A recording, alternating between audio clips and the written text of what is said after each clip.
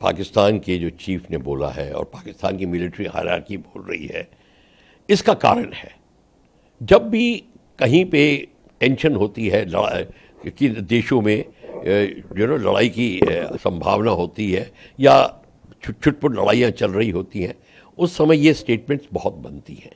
और ये इनका जो पब्लिक रिलेशंस जो डिपार्टमेंट है वो ओवर टाइम वर्क करता है।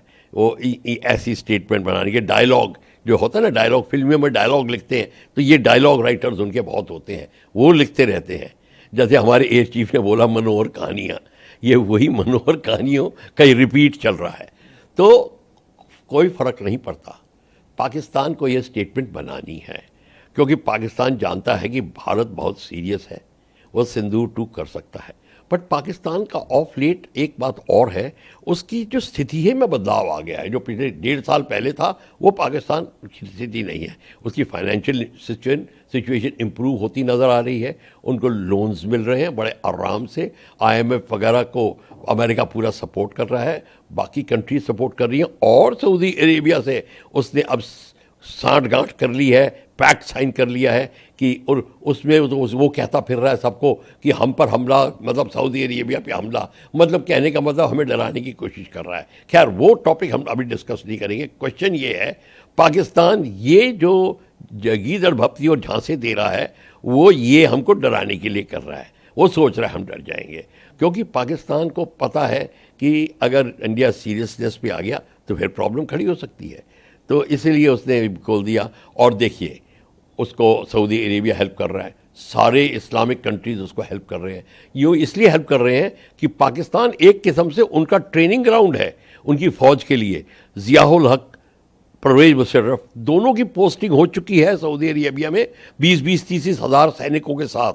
उनकी मदद के लिए, सऊदी अरेबिया की ट्रेनिंग के लिए, इस्लामिक कंट्रीज़ की ट्रेनिंग के लिए, उनकी एयरफोर्स और आर्मी दोनों।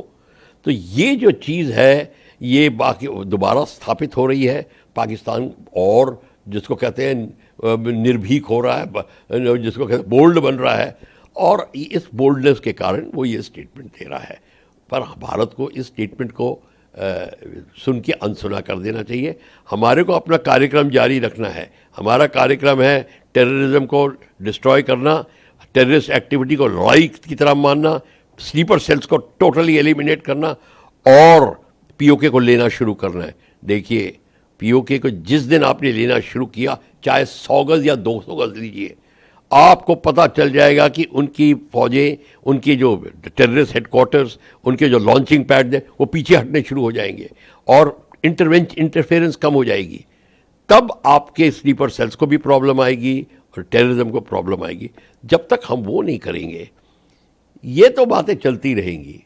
जब तक आप ज़मीन को अख्तियार नहीं करते, दुश्मन की रियल एस्टेट को जीत नहीं मानी जाती।